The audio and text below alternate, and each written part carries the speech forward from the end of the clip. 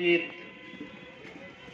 আমাদের সংগঠন ডিআইএফআই, তার নেতৃত্ব কর্মী সমর্থক দরদি এবং এই কলস বাজারের ক্রেতা বিক্রেতা, পথ চলতি মানুষ, অভিভাবক।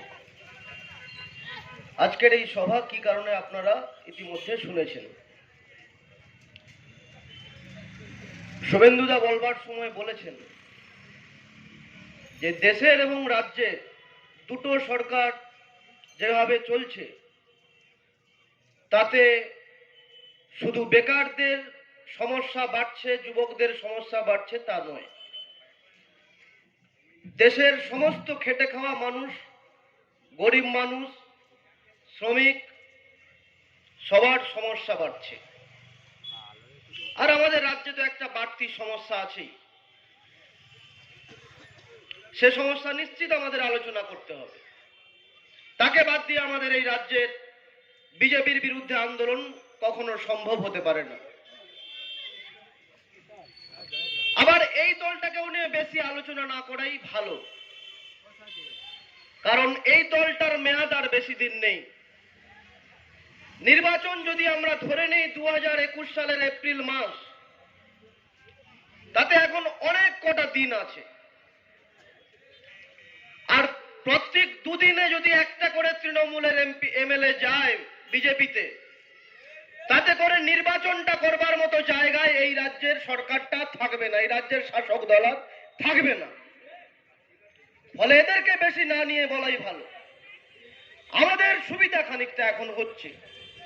অনেকেই মনে করছেন যে বামেদের কাছে একটা অস্তিত্বহীনতার লড়াই, অস্তিত্ব রক্ষার লড়াই।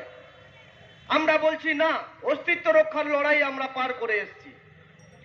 এখন যে লড়াইটা হচ্ছে, আগামী দিনে সারা দেশের বিজেপির বিরুদ্ধে বাপের বেটার মতো লড়াই করবার যে লড়াইয়ের সূত্রপাত, সেই লড়াই শুরু করেছি আমরা।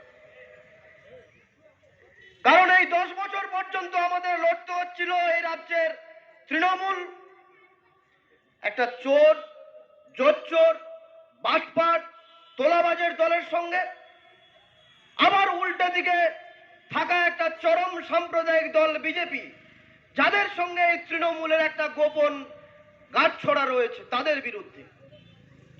কিন্তু যখনই দেখা যাচ্ছে আকাশ থেকে মেঘটা খানিকটা পরিষ্কার হচ্ছে, এই চোর ডাকাত গুন্ডা মস্তানগুলো ঘরের ভিতরে ঢুকছে, তখন আমাদের খানিকটা লড়াই বিজেপির বিরুদ্ধে সরাসরি করতে সুবিধেও হচ্ছে।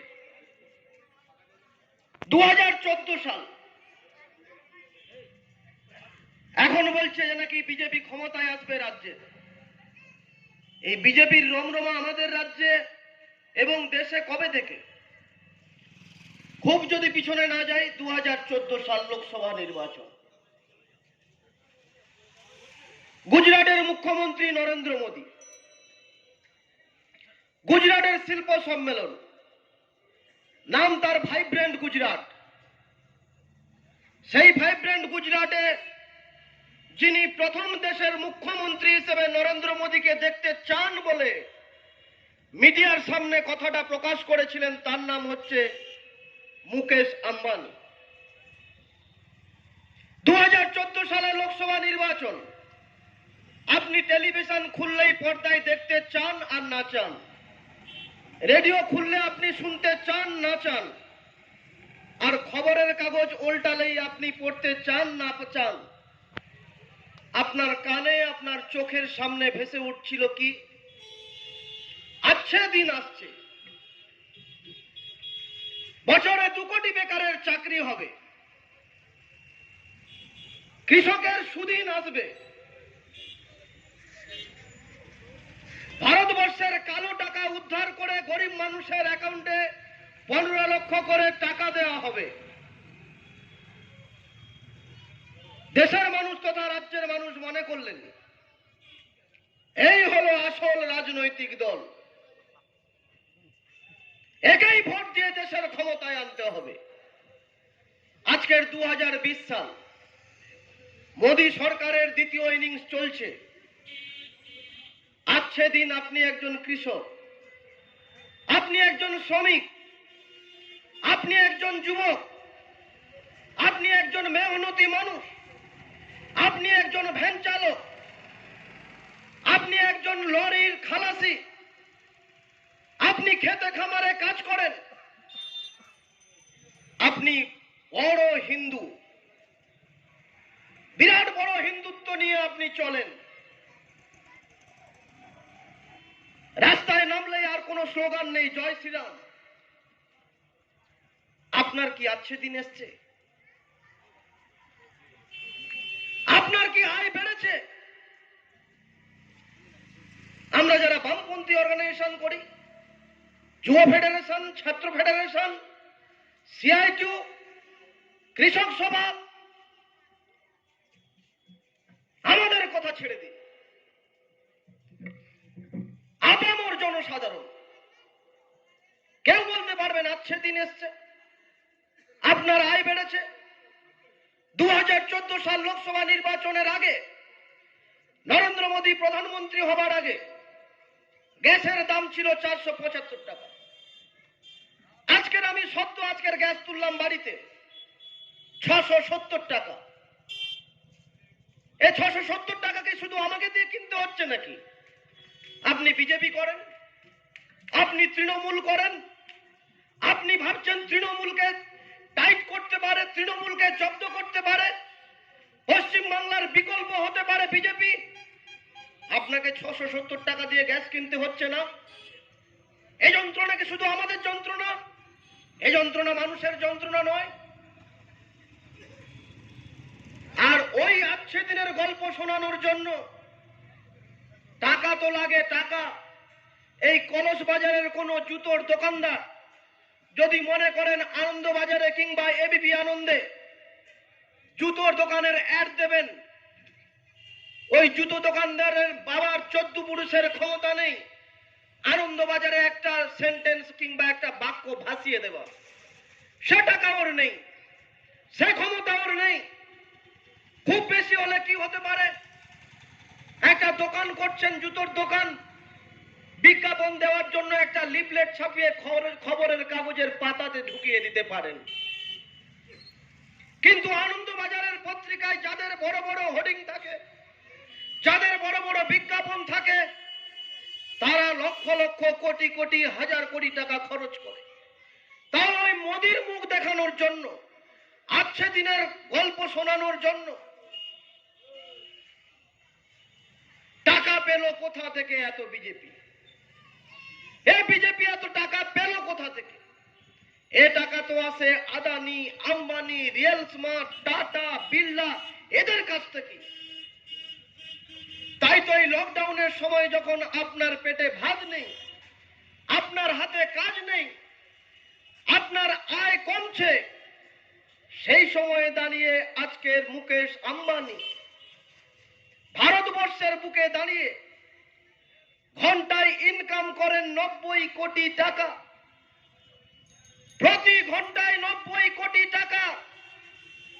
এই হিসাব গণশক্তির হিসেব নয়, এই হিসাব টেলিগ্রাফ, স্টেটসম্যান, আনন্দবাজার এদের হিসেব।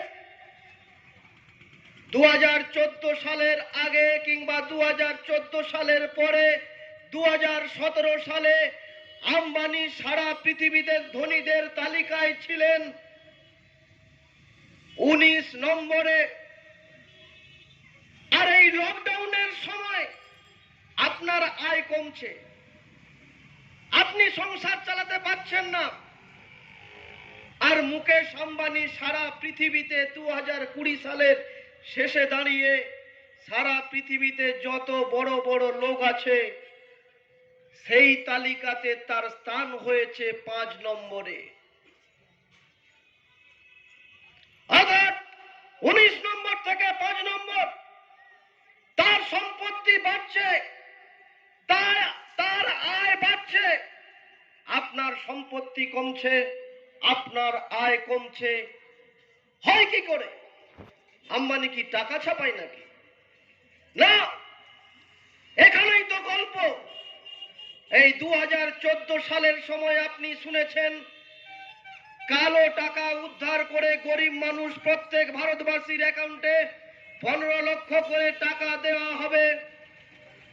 2018 সালের নভেম্বর মাসের 9 তারিখে রাত্রি 8টার সময় নরেন্দ্র মোদী জাতির উদ্দেশ্যে ভাষণ দিয়ে বলেছিলেন, ডিমনিটাইজেশন অর্থাৎ নোটবন্দি, 500 টাকার নোট পরিবর্তন করা হবে, 1000 টাকার নোট বাতিল করা হবে। আর ঠিক 9 নভেম্বর 2018 সালের আগে, তার ঠিক 4 থেকে 5 দিন আগে আপনার এলাকায় মাইকে কিংবা টিভিতে যে প্রচারটা আপনি দেখেছিলেন তার নাম হচ্ছে জিও সিমের কানেকশন। 18 সালে মোদী যখন ডিমনিটাইজেশন ঘোষণা করলেন, অনেক রাম ভক্ত হনুমানরা লেজ নিয়ে রাস্তায় বেরিয়ে বললেন, এই দেখেছো 56 ইঞ্চিওয়ালা আমাদের প্রধানমন্ত্রী সবে তো ডিমনিটাইজেশন করেছে, কালো টাকাগুলো এবার তাড়া তাড়া ধরবে। আর বিজেপির নেতারা বলল এবার 15 লক্ষ করে টাকা পেয়ে যাবে। আপনি এখন পকেটে হাত দিয়ে দেখুন, পকেটে কটা কালো টাকা আছে। 2 বছর তো হয়ে গেল, বেগুনি টাকা দেখবেন, সবুজ কালারের টাকা দেখবেন, কালো টাকা আপনি দেখবেন না। তাহলে কালো টাকাটা গেল কোথায়? ঠিক ওই ডিমনিটাইজেশন করবার 4-5 দিন আগে যে জিও সিমটা মার্কেটে এলো, তার মালিক কে? তার মালিক হচ্ছে আম্বানি। আম্বানিকে অমিত শাহ এবং নরেন্দ্র মোদী বলল, তোমার কাছে গচ্ছিত কালো টাকাটা তুমি মার্কেটে ছেড়ে দাও ফ্রিতে, এই টাকাটা তুমি সুদে আসলে তুলে নেবে। তখন বলল ফ্রিতে আপনি সিম ব্যবহার করুন।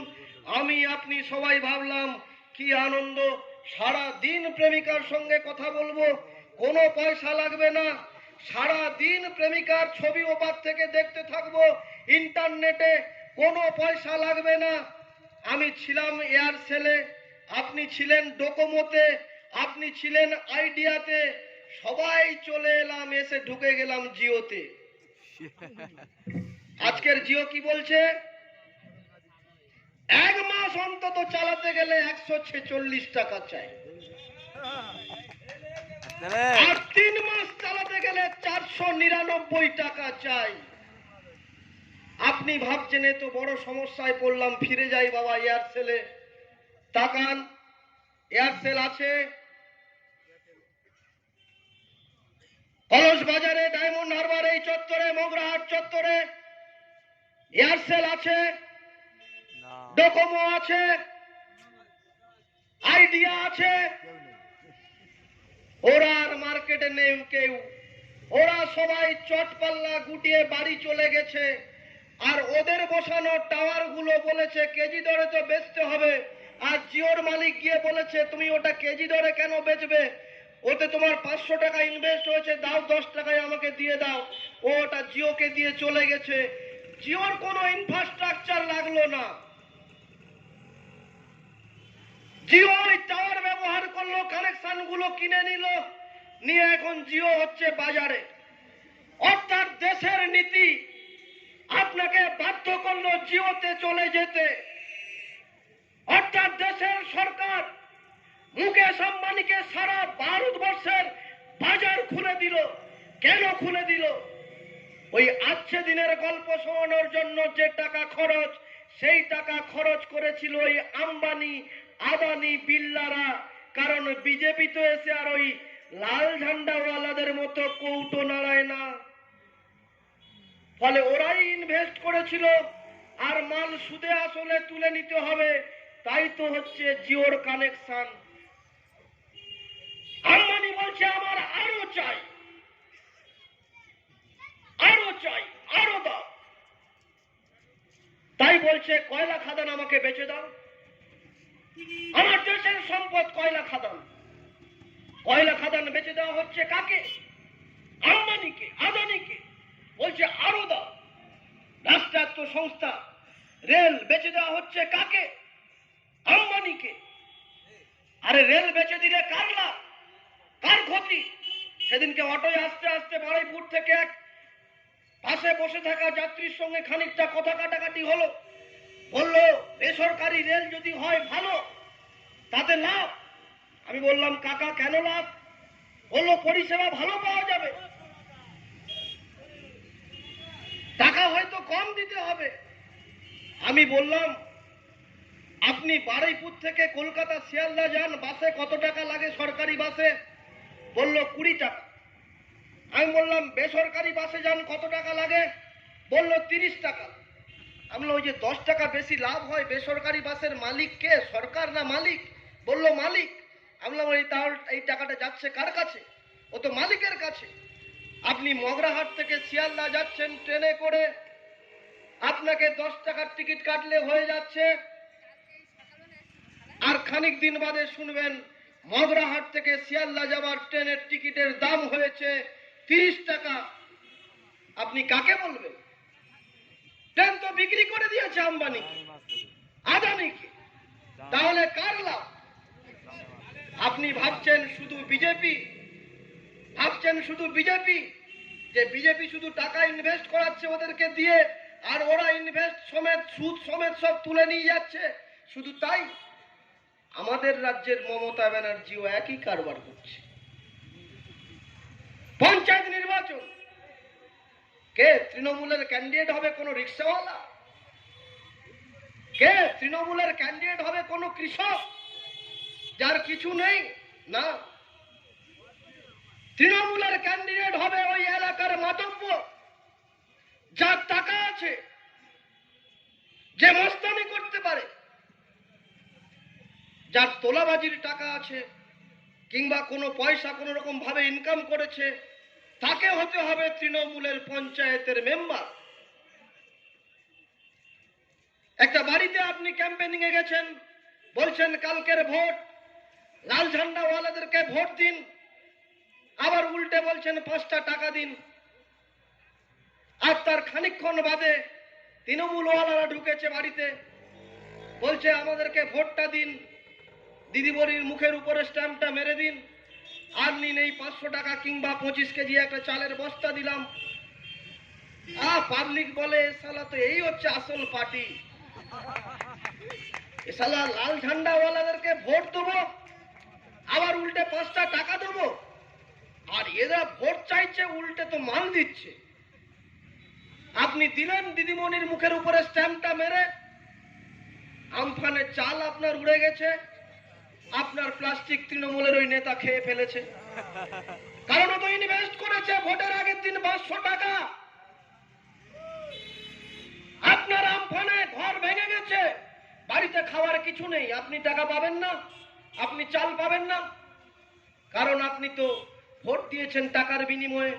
আর যারা ইনভেস্ট করেছে তারা তো সুদে আসলে মালটা তুলে নেবে, ফলে তাদেরকে আপনার ছেড়ে দিতেই হবে, কিচ্ছু বলার নেই। একই নীতি নিয়ে চলছে বিজেপি এবং তৃণমূল। কোথাও কর্মসংস্থান নেই, বেকাররা হাহাকার করছে। একে কোনোদিন শুনেছে নাকি 34 বছর বামফ্রন্ট সরকার? এসএসসি পরীক্ষা তাতে দুর্নীতি, প্রাইমারি পরীক্ষা তাতে দুর্নীতি, আমফান তাতে দুর্নীতি, করোনা মাস্ক কিনবে তাতে দুর্নীতি, করোনার সময় মানুষের জন্য চাল এসছে তাতে দুর্নীতি, 100 দিনের কাজ তাতে দুর্নীতি, আপনার এসছে প্রধানমন্ত্রী আবাস যোজনার ঘর তাতে দুর্নীতি। কোথায় বাদ? কোথাও বাদ নেই। সুযোগ পেল বিজেপি, ওরা সুযোগ পেল পশ্চিম বাংলায় আসবার জন্য। ওই শুভেন্দুদা বলেছিল না, লাল ঝান্ডাদেরকে গলা টিপে ধরো। আমার এই বন্ধু শোভন এখানে বসে আছে, মগরাহাট কলেজে ওর হাত ভেঙেছিল কলেজ ছাত্র সংসদ নির্বাচনে। এই রফিকুলদা কয়েকদিন জেল খেটে এলো। আমার এক বন্ধু আছে হেদা, ওর তো কয়েকবার ডায়মন্ড হারবার হসপিটালে ভর্তি হতে হলো। খেয়াল রাখবেন, কোম্পানিটা দিদিমণির হাতে নেই, কোম্পানিটা পিকের হাতে চলে গেছে, আর পিকে ওটা বিজেপির হাতে তুলে দিয়ে খানিক দিন বাদে চলে যাবে। কি করবেন খেয়াল রাখবেন, খেয়াল আমাদের থাকবে। আপনারা খানিকটা খেয়াল রাখবেন। যাই পারে করুক, আপনার কোম্পানি উঠে যাক, তাতে আমাদের যায় আসে না। বিজেপি এ রাজ্যে থাবা বসাতে চাইছে, তাকে সুযোগ করে দিচ্ছে তৃণমূল। কেউ অস্বীকার করতে পারবেন কোন তৃণমূলের বন্ধু? সহজ কথায় বুঝুন। আগের দিনে যখন বাচ্চা হতো, গ্রামে যখন ডাক্তার থাকতো না, হসপিটাল থাকতো না, তখন কি থাকতো গ্রামে? একজন ধাইমা। 2011 সাল বামফ্রন্ট সরকার, মুখ্যমন্ত্রীর নাম বুদ্ধদেব ভট্টাচার্য। বিজেপির চোখ না ফোটেনি, বিজেপিকে পশ্চিম বাংলায় জন্ম দিতে হবে। তার ধাইমা কে? তার ধাইমা তো হচ্ছে মমতা ব্যানার্জি। লাল ঝান্ডা। কোনদিন বিজেপি পশ্চিম বাংলায় মুখ খুলতে পারবে না, থালা বসাতে পারবে না। তাহলে পশ্চিম বাংলায় বিজেপির জন্ম দিতে হলে একটা ধাইমার দরকার। যে ধাইমার কোলে বিজেপির জন্ম হবে, সেই ধাইমার নাম তো হচ্ছে মমতা ব্যানার্জিকে অস্বীকার করতে পারবেন? 10 বছরে কখনো বলছেন 10,000 মাদ্রাসা হয়ে গেছে, কলসে একটা মাদ্রাসার নাম বলতে পারবেন? 10,000-এর মধ্যে একটা। কখনো বলছে 68 লক্ষ বেকারের চাকরি হয়ে গেছে, দেখাতে পারবেন 68 লক্ষ বেকারের কর্মসংস্থান হয়েছে তার নামের তালিকা? 68 লক্ষ নয়, 68,000-এর তালিকা দিন। পারবেন না। কি করেছেন? প্রত্যেক দিন পশ্চিম বাংলায় রমজান মাস করে সারা দিন খেয়েছেন, আর রমজান মাসের সন্ধ্যেবেলা গিয়ে ইফতার পার্টিতে যোগ দিয়ে সপ্তম ইফতার পার্টি করেছেন, আর ঈদের দিনকে রেড রোডে গিয়ে টাপা টাপ উঠেছেন আর বসেছেন, নামাজ পড়েছেন। আর পশ্চিম বাংলার হিন্দু মানুষের কাছে হিন্দু আরএসএস সাম্প্রদায়িক দল তারা কানে কানে গিয়ে বলেছে, দেখেছো মাননীয়া ব্যানার্জি কিন্তু আর মমতা ব্যানার্জি নেই। কিরকম হিজাব পরেছে, মাথায় ফেটটি বেঁধেছে, মাননীয়া মমতা ব্যানার্জি হয়ে গেছে মাননীয়া মমতা বেগম। কে সুযোগ করে দিল? এই সুযোগ আপনি করে দিলেন।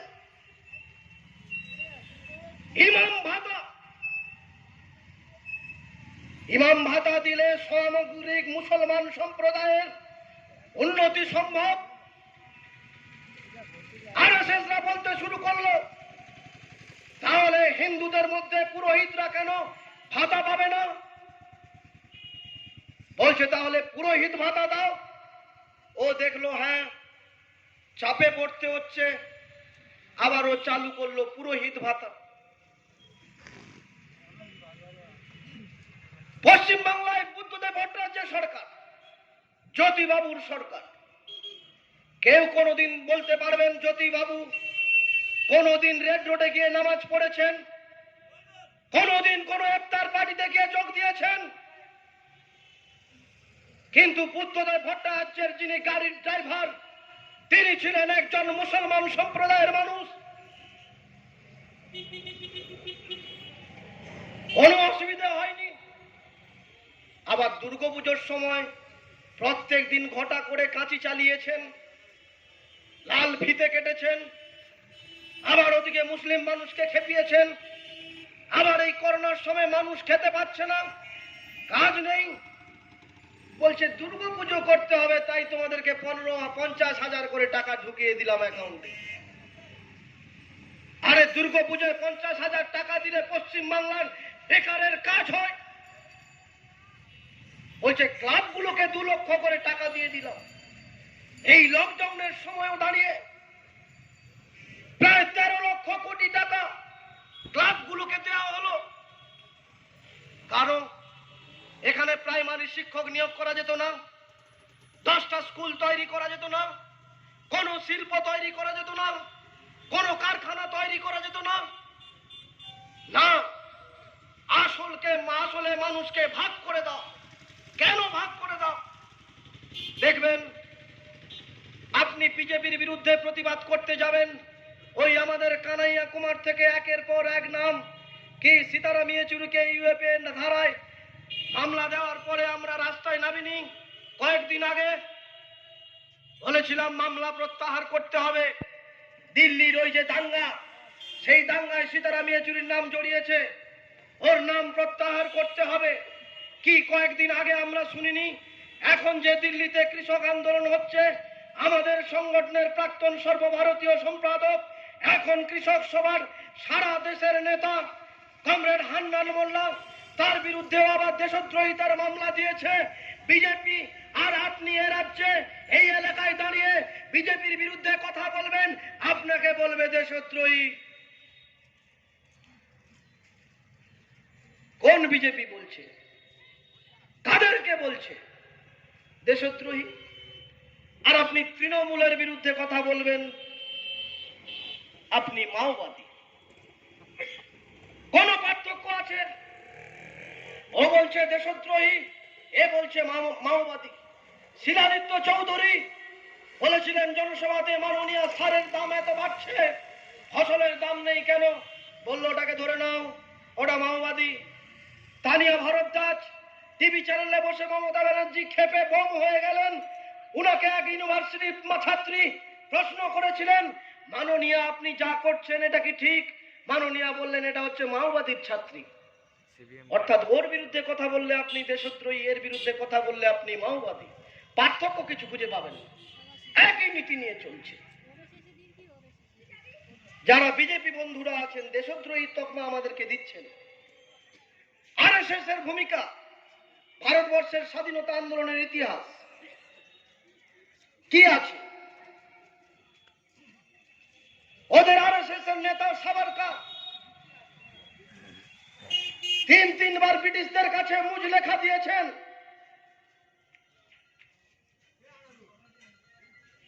আমাকে এই ভারতবর্ষের স্বাধীনতা আন্দোলনের ইতিহাসে আন্দোলনে আমার যে ভূমিকা, সেই ভূমিকা আমি পালন করব না, আমাকে ছেড়ে দেওয়া হোক।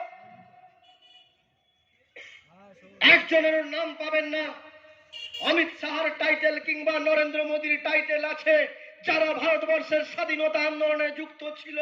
আর এই লাল ঝান্ডাওয়ালারা, বামপন্থীওয়ালাদের এরকম 100 ডজন নাম বলা যায় যারা ভারতবর্ষের স্বাধীনতা আন্দোলনে এক গুরুত্বপূর্ণ ভূমিকা পালন করেছে।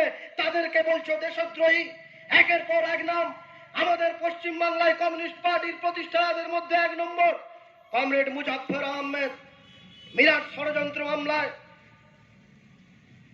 তাকে দীর্ঘদিন আত্মগোপন করতে হয়েছে, জেল খাটতে হয়েছে। ভারতবর্ষের কমিউনিস্ট পার্টির একজন নেতা বিটি রণদেব, আমাদের পার্টির পলিট ব্যুরোর প্রথম নবরত্নদের মধ্যে একজন। সুকুমার সেনগুপ্ত সেলুলার আন্দামান জেলে বন্দী ছিলেন ব্রিটিশদের বিরুদ্ধে লড়াই করতে গিয়ে। পরবর্তী সময়ে ভারতের কমিউনিস্ট পার্টি মার্ক্সবাদী এই অবিভক্ত মিদনাপুর জেলার পার্টির সম্পাদক ছিলেন। সতীশ পাকড়াসি ব্রিটিশদের বিরুদ্ধে লড়াই করতে গিয়ে জেল খেটেছেন, সেলুলার জেলে বন্দী ছিলেন, তারপরে কমিউনিস্ট পার্টির এমএলএ ছিলেন।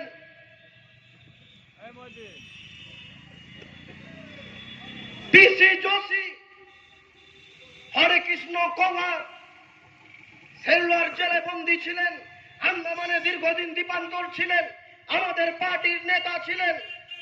লক্ষ্মী সাইগাল আজাদিন বাহিনীর ঝাঁসি ব্রিগেডের নেত্রী ছিলেন, আজীবন কমিউনিস্ট পার্টির সদস্য ছিলেন। আর কত নাম শুনতে চান? আর তাদেরকে বলছেন দেশদ্রোহী। ন্যূনতম পড়াশোনাটা জানুন, ন্যূনতম শিক্ষা দীক্ষা নিয়ে আসুন। রাজনীতির লড়াইটা জাতের জন্য নয়, রাজনীতির লড়াইটা হোক ভাতের জন্য, রাজনীতির লড়াইটা ধর্মের জন্য নয়, রাজনীতির লড়াইটা হোক কাজের জন্য। তাই আমরা বলছি, আপনি যখন কাজের কথা বলবেন, আপনি যখন দেশের দুর্দশার কথা বলবেন, তখন আপনি দেশদ্রোহী, আপনি তখন মুসলমান, আপনি তখন হচ্ছেন এই ভারতবর্ষের বিরোধী। এই তকমা দিয়ে আপনাকে বন্দী করে দেওয়া হচ্ছে। আজকের যে আন্দোলন ভারতবর্ষের বুকে সারা পৃথিবীতে এক ইতিহাস তৈরি করেছে কৃষক আন্দোলন, ওই আম্বানি ওখানে থেমে থাকেনি, রেল নেওয়ার পরে থেমে থাকেনি, ব্যাংক নেওয়ার পরে থেমে থাকেনি। ও বলছে এই লকডাউনে দেশের অর্থবিদরা, অর্থনৈতিকবিদরা যে পরিসংখ্যান দিয়েছে, সেই পরিসংখ্যানে এই লকডাউনে যদি একমাত্র জিডিপি ধরে রাখতে পারে, তার নাম হচ্ছে কৃষি, অর্থাৎ কৃষি কাজের ফসল এবং কৃষি কাজ। আম্বানি এটা ভালো করে জানে।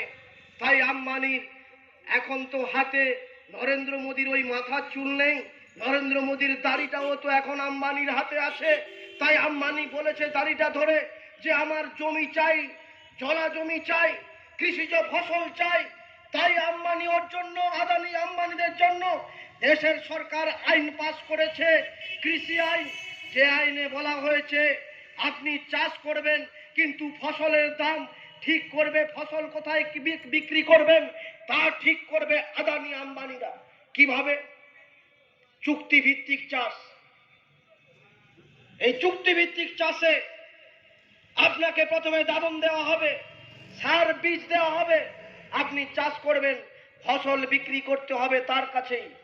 আমাদের জেলার উদাহরণ আছে, ভাঙড়ে ক্যাপসিকাম চাষ এই কয়েক বছর আগে রমরম করে চলছিল। সমস্ত চাষি অন্যান্য চাষ বাদ দিয়ে ক্যাপসিকাম চাষ করছে। আর যখন দেখলো চাষি ক্যাপসিকাম প্রচুর পরিমাণে চাষ করছে, তারপরে এই ফোরে দালালরা সে বছর দাম নির্ধারণ করে দিল। কিভাবে? না, 100 গ্রাম ক্যাপসিকামের দাম উমুক, আর 100 গ্রামের নিচের ক্যাপসিকামের দাম উমুক। ফলে ভাঙড়ের চাষিরা ক্যাপসিকাম চাষ করে 3 বছরে যা আয় করেছিলেন, 1 বছরে পুরো মরে গেলেন। ফলে এই যে চাষ, চুক্তিভিত্তিক চাষ, এই চুক্তিভিত্তিক চাষ সেই দিকেই যাচ্ছে। আর চুক্তিভিত্তিক চাষে যখন কৃষক অসহায় হয়ে পড়বেন, তখন তাকে জমি ওই আদানি আম্বানিদের হাতে তুলে দিতে হবে। আমরা বলছি এ আইন মানি না, এ আইন মানব না, এই আইন বাতিল করতে হবে। এর জন্য তো লড়াই। সারা ভারত তৃণমূল কংগ্রেস এই লড়াইতে কোথায়? এই লড়াইতে কোথায় সারা ভারত তৃণমূল কংগ্রেস? বলতে পারবে কোথাও আছে? লড়াইটা আমাদের সঙ্গে। যারা ভাবছেন বিকল্প বিজেপি, ভুল করছেন। তৃণমূলের চোরগুলোকে বাঁচিয়ে রেখেছে বিজেপি। আপনি ভাবছেন তৃণমূলের নেতার উপরে ক্ষোভ করে বিজেপিতে যাবেন। আপনি বিজেপিতে পা বাড়ানোর আগে গিয়ে দেখবেন ওখানে তৃণমূলের ওই তোলাবাজ নেতা গিয়ে ওখানে বিজেপির ঘরে খুব সুন্দর করে সাজিয়ে গুছিয়ে বসে আছে। দেখছেন না? একের পর এক মুকুল রায়, অর্জুন সিং, সৌমিত্র খাঁ, কার নাম বাদ দেবেন, কার নাম ধরবেন? এই এখন শুভেন্দু, আবার রাজীব, তারপরে আবার চলে যাবে কে কে, কোনো ঠিক নেই। একের পর এক। আবার কেউ কেউ ভাবছেন যে বিজেপির তৃণমূলের বিরুদ্ধে যদি পশ্চিমবাংলায় লড়াই করে থাকে সেটা হচ্ছে বিজেপি। না, তাহলে পশ্চিমবাংলায় তৃণমূল দলটা এতদিন থাকতো না। সারদা নারদাতে সব কুটো জেলে সব কটাই জেলের মধ্যে থাকতে হতো, কাউকে আর নবান্ন চালাতে হতো না, যদি বিজেপি এদেরকে সিবিআই দিয়ে টাইট দিত। তাহলে তৃণমূলও পারবে না বিজেপিকে টাইট করতে, বিজেপিও পারবে না তৃণমূলকে টাইট করতে। এদের হচ্ছে নাটক, নাটক আর নাটক। দুটো দলই দুটো দলকে বাঁচিয়ে রাখতে চায়। তাই আমরা বলছি তৃণমূলের বিকল্প হচ্ছে একমাত্র বামপন্থীরাই, বিজেপির বিকল্প হচ্ছে একমাত্র বামপন্থীরাই। কাজ চাই, কাজ, জাত নয়, ধর্ম নয়, কাজ। বেকার যুবকের কাজ দাও, যাদের কর্মসংস্থান নেই মাসে পরিবার পিছু 7,500 করে টাকা দাও। বেকার ভাতা, কে হিন্দু কে মুসলমান জানি না, কে পুরোহিত কে ইমাম জানি না, 6,500 টাকা করে বেকার ভাতা দাও। আমরা বলছি ফসলের ন্যায্য দাম দাও, কুইন্টাল প্রতি 2300 টাকা দাম দাও। আমরা বলছি একজন শ্রমিকের ন্যূনতম দৈনিক 700 টাকা বেতন দাও। কেরালার বামফ্রন্ট সরকার করতে পারে, এ রাজ্যের সরকার করতে পারে না, দেশের সরকার করতে পারে না। এই সমস্ত দাবি নিয়েই তো তোলপাড় হয়ে গেল 26 তারিখ, 26শে নভেম্বর, 8ই নভেম্বর তারপরে আবার লড়াই আছে, যুবদের ডাকে আবার পুনরায় নবান্ন অভিযান। ওই বিজেপি সরানোর আগে আমাদেরকে সরিয়ে এই নবান্নে বসবার লড়াই, সেই লড়াই শুরু হবে ফেব্রুয়ারি মাসের 10 তারিখ। আর তার আগে সমস্ত লড়াইয়ের প্রস্তুতি এলাকায় এলাকায় চলছে। তাই তো এখানে পথসভা, তাই তো আগামী 19শে ডিসেম্বর ওই হোটরে আমাদের রাজ্যের সভানেত্রী, এ রাজ্যের এখন সব থেকে ভালো বক্তা বামপন্থীদের মধ্যে একজন উজ্জ্বল মুখ কমরেড মীনাক্ষী মুখার্জি আসবেন বিকেল 3টের সময়। আপনাদের কাছে আবেদন, কে তৃণমূল, কে বিজেপি, কে কংগ্রেস, কে কি দল করেন বড় কথা নয়, কাজ নেই, কাজ নেই, শিল্প নেই। পশ্চিমবাংলার বামপন্থী সরকার বুঝেছিল শিক্ষা, শিক্ষার পর কাজ। তাই তো একের পর এক কারখানা শেষে সিঙ্গুর নষ্ট হয়ে গেল। তাই আমরা বলছি আবার কল কারখানা চাই, কাজ চাই, ভাত চাই।